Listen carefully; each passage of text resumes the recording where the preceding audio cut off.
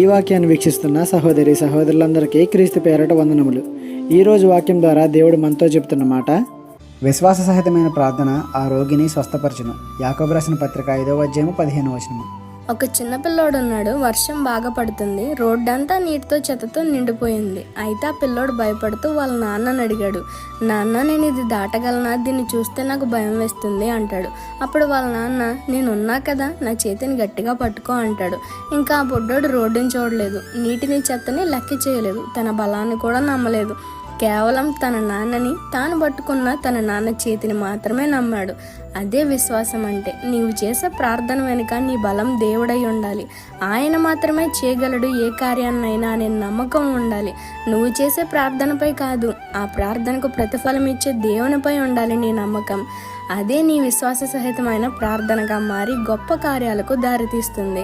మరి ప్రార్థన విషయంలో నీ విశ్వాసం ఎలా ఉంటుంది? ఈ చిన్న సువార్త పరిచర్యలో మీ సహోదరులు. God bless you. ఆమెన్.